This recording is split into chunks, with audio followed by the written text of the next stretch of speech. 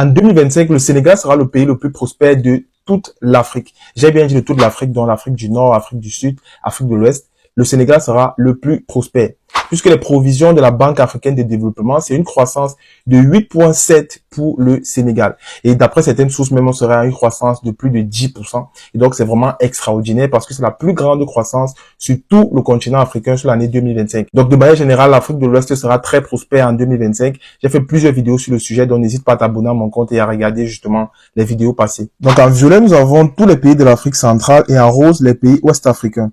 Les pays de l'Afrique de l'Ouest ont une croissance du PIB en vert parce que l'évolution est supérieure à 5%, tandis que les pays de l'Afrique centrale sont en jaune, donc puisque l'évolution est donc inférieure à 5%. Vous pouvez voir l'évolution du PIB dans la première colonne du tableau. Donc là, c'est tous les pays de l'Afrique. Donc le Sénégal va enregistrer la plus forte croissance sur tout le continent africain, donc plus 8,7%.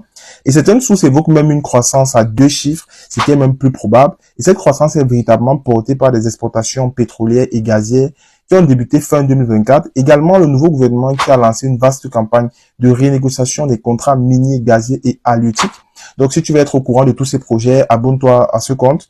Et puis, les pays de l'AES, Mali, Burkina, Niger, auront une croissance de 5,5%. Comme quoi, les militaires au pouvoir, c'est pas toujours mauvais, comme veulent nous faire croire certaines personnes et certaines sources. Et la RDC est le seul pays de l'Afrique centrale qui va enregistrer une croissance de plus de 5%.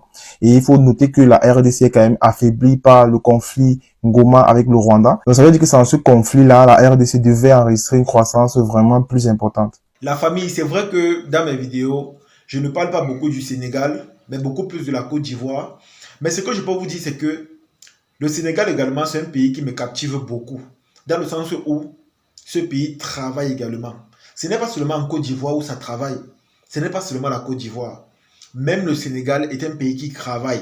Ces gens-là sont des gens intègres. Ils sont très discrets.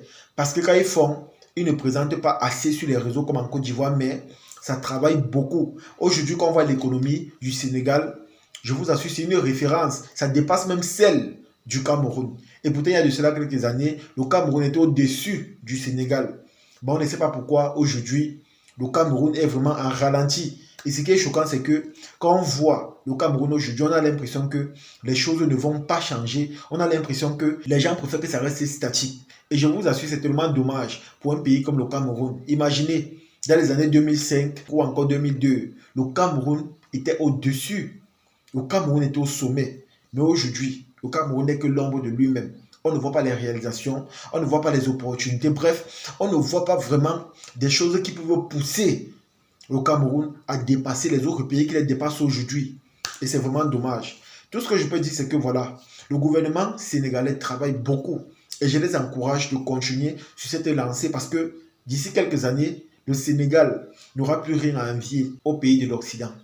Le Sénégal n'aura plus rien à envier aux autres. Le Sénégal n'aura plus rien à envier aux pays extérieurs. Parce que chez eux également, ça travaille. Même quand tu vois les infrastructures, tu comprends que non, ça ne dort pas. Tu comprends que le système infrastructurel du Sénégal est un système occidental, dans la mesure où c'est tellement similaire du côté esthétique. C'est tellement similaire. Donc du coup, tout ce que moi je peux dire encore au Sénégal, c'est de continuer ainsi. Parce que d'ici peu, vous allez devenir ce qu'on appelle une référence pour l'Afrique francophone, une référence ou même un exemple pour ces pays qui ne veulent pas se démarquer ou encore qui ne veulent pas travailler. C'est tellement similaire. Donc du coup, tout ce que moi je peux dire encore au Sénégal, c'est de continuer ainsi. Parce que d'ici peu, vous allez devenir ce qu'on appelle une référence pour l'Afrique francophone, une référence ou même un exemple pour ces pays qui ne veulent pas se démarquer ou encore qui ne veulent pas travailler.